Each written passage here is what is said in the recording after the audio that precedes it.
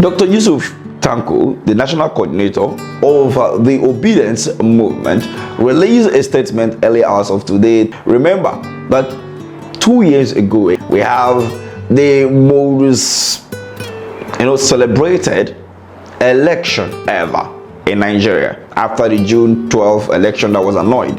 And many seems to look at these as another election that was annoyed by the power that be. Even when IBB wrote his book and published, many were saying that maybe 30 years from today, we may be seeing some books, maybe written by the current president or INEC chairman or someone to say that Peter Obi actually won the 2023 general election.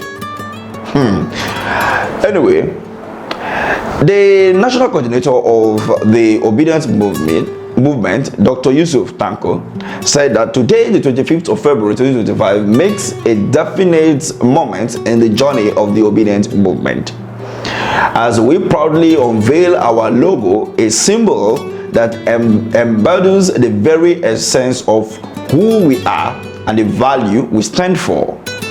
At the heart of this embodiment is the image of Mr. Peter Obi, a leader whose life of integrity, humanity, and tireless service has inspired a movement rooted in accountability, competency, and compassion. His face on this logo is more than a reflection of an individual.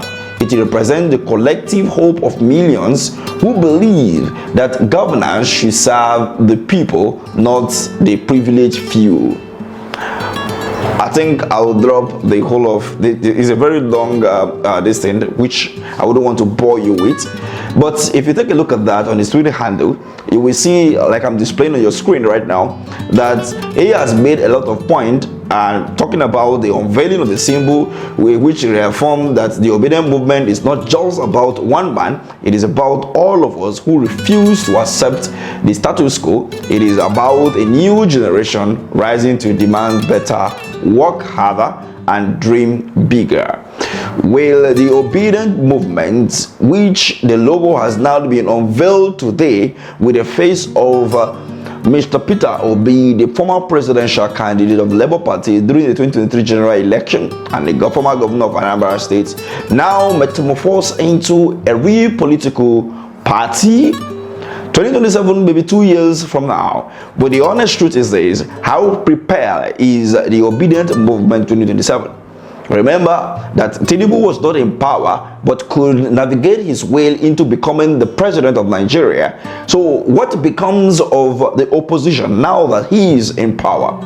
And the EFCC, the ICPC, the INEC, the police, the FRS, everybody is right under his control. He can decide what happened in Nigeria before the election, after the election, and no one can cough. If before 2023 general election that he was not in power, he was able to mobilize, and then as many has speculated that he was able to buy off the INEC, which is a very grievous allegation, which we find it very difficult to align with. But many believe that he actually bought INEC for 2023 general election. That was the reason why they declared him the winner. But is it true? We are still here and we are still waiting, to see to the end of it, because of the fact that Peter Obi, who won the election in different states across Nigeria, was not announced as a winner from those states according to the reports.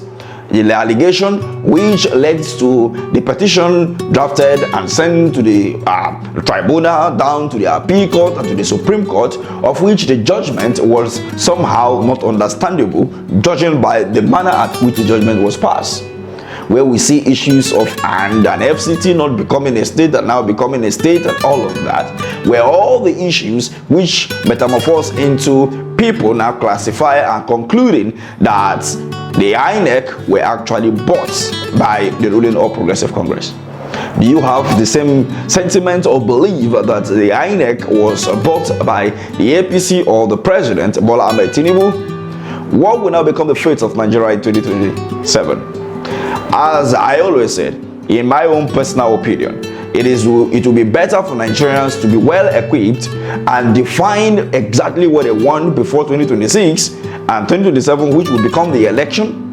That if they want to queue behind His Excellency Mr. Peter Obi for 2027 election, then it is high time to reorganize themselves and make the Obident movement a formal political party with structure right from every ward in Nigeria. With that, 2027 election may be smooth, but I don't believe that it's going to be, as smooth as many will be thinking. But come to think of this, if you have up to like 50 million Nigerians turning out to vote in 2027, which will be one of the highest number of turnouts in the history of Nigeria, which is not even up to two-thirds of the population of the country as of today. But I bet you it will be very difficult for the Independent National Electoral Commission or any political actor to manipulate the election to their own favor.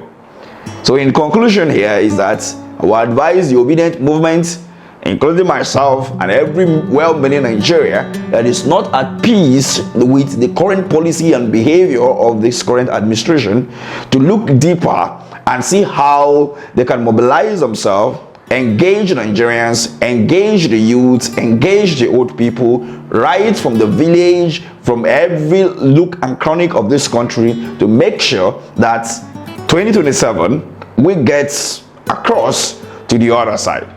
It is about the people, not about the 1% who have been ruling this country since independence. Remember also that you cannot get it done all alone. A reason why the permutation continue, the collaboration will happen. But just like Peter Obi always said, if it is about power capture, we will not be in support.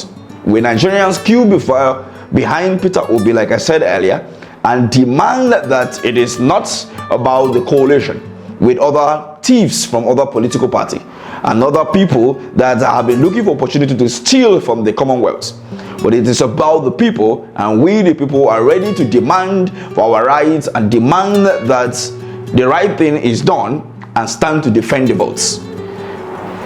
In that, we hope that whoever that is credible enough to lead Nigeria to the next stage will take over the mantle from the current administration.